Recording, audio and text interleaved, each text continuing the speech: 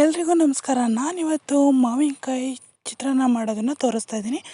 ಮಾವಿನಕಾಯಿ ಚಿತ್ರಾನ್ನಕ್ಕೆ ನಾನು ಹುಳಿ ಇಲ್ಲದೆ ಇರೋದು ಅಂದರೆ ತೋತಾಪುರಿ ಮಾವಿನಕಾಯಿ ತೊಗೊಂಡು ಸಿಪ್ಪೆ ತುರಿದು ಸಿಪ್ಪೆ ಎಲ್ಲ ತೆಗೆದು ಮತ್ತು ಅದನ್ನು ನೀಟಾಗಿ ಸಣ್ಣ ಕೊಬ್ಬರಿ ತುರಿಯೋದ್ರಲ್ಲಿ ತುರಿದು ಇಟ್ಕೊಂಡಿದ್ದೀನಿ. ಅಷ್ಟು ತುರಿದು ಇಟ್ಕೊಂಡ್ರೆ ಸಾಕು, ತೊಳೆಯೋ ಅವಶ್ಯಕತೆ ಏನಿರಲ್ಲ. ಇಲ್ಲಿ ಈ ಥರ ತೋತಾಪುರಿ ಅಂದರೆ ಈ ಥರದ್ದು ಮಾವಿನಕಾಯಿ 2 ಮಾವಿನಕಾಯಿ ತೊಗೊಂಡಿದ್ದೀನಿ. ನಾನು ಇಲ್ಲಿ ತೋರಿಸ್ತಾ ಇರೋ 3 ಇರ್ಬೋದು, ಅದು ಚಿಕ್ಕದನ್ನು ನಾನು ಹಾಕಿಲ್ಲ. 2 ಮಾವಿನಕಾಯಿ ಹಾಕಿದ್ದೀನಿ ಅಷ್ಟೇ.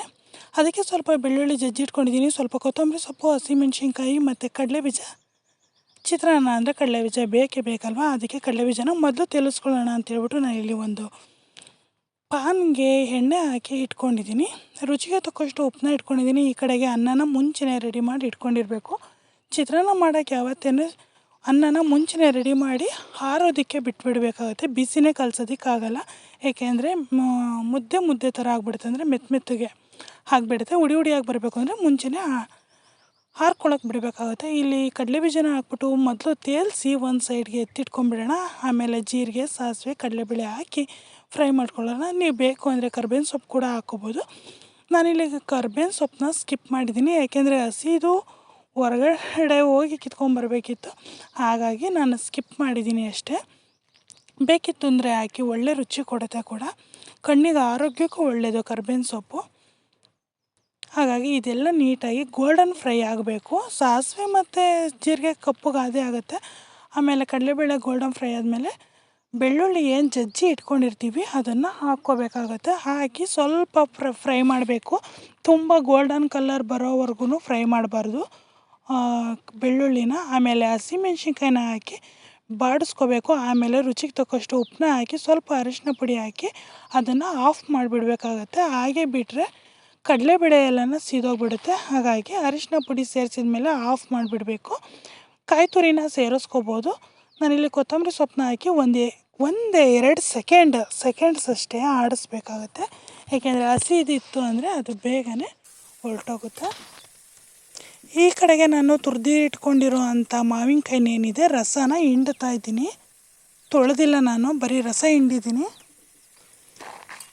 ರಸನ ಹಿಂಡಿಬಿಟ್ಟು ಅದೇ ಪಾತ್ರೆಗೆ ಏನು ನಾವು ಎಲ್ಲ ಫ್ರೈ ಮಾಡಿ ಇಟ್ಕೊಂಡಿದ್ದೀವಿ ಆ ಪಾತ್ರೆಗೆ ಹಾಕ್ಕೋಬೇಕಾಗತ್ತೆ.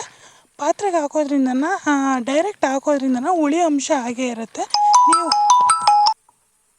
ಮಾವಿನಕಾಯಿನ ಹಿಂಡಿಬಿಟ್ಟು ಅದನ್ನು ಏನಿದೆ ತುರಿ ಅದನ್ನು ಮಾತ್ರ ಸೇರಿಸ್ಕೊತಿದ್ದೀನಿ. ಹುಳಿನ ಹಾಗೆ ಇಟ್ಕೊಳ್ಳಿ, ಚೆಲ್ಲಕ್ಕೆ ಹೋಗ್ಬಿಡಿ. ಯಾಕೆಂದರೆ ಹುಳಿ ಏನಾದರೂ ಕಡಿಮೆ ಆಯಿತು ಅನಿಸಿದ್ರೆ ಹಾಕ್ಕೋಬೇಕಾಗತ್ತೆ. ಅದೇ ಹುಳಿನೇ ಹಾಕ್ಕೊಂಡ್ರೆ ಸಾಕು. ನಾವಿಲ್ಲಿ ನಿಂಬೆಹಣ್ಣು, ಎಳ್ಳಿಕಾಯಿ ಆ ಥರ, ಹುಣಸೆ ಹಣ್ಣು ಆ ಥರ ಏನು ಸೇರಿಸೋ ಅವಶ್ಯಕತೆ ಇರಲ್ಲ.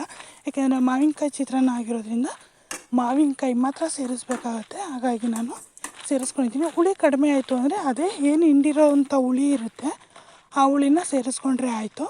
ನನಗೆ ಇಲ್ಲಿ ಕರೆಕ್ಟಾಗಿತ್ತು, ಹಾಗಾಗಿ ನಾನು ಮಾವಿನಕಾಯಿ ತುರಿ ಹಾಕಿದ ಮೇಲೆ ಸ್ವಲ್ಪ ಮಿಕ್ಸ್ ಮಾಡಿಕೊಂಡು ಡೈರೆಕ್ಟು ನಾನು ಅನ್ನ ಹಾಕ್ಕೋತಿದ್ದೀನಿ. ಅನ್ನನ ಹಾಕ್ಕೊಂಡು ನೀಟಾಗಿ ಮಿಕ್ಸ್ ಮಾಡಬೇಕು.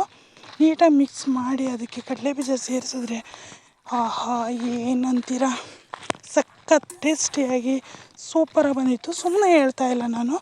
ಮಾವಿನಕಾಯಿ ಚಿತ್ರಾನ್ನ ಯಾರು ಇಷ್ಟಪಡಲ್ಲ ಹೇಳಿ, ಎಲ್ಲರಿಗೂ ತುಂಬಾ ಇಷ್ಟ ಆಗುತ್ತೆ.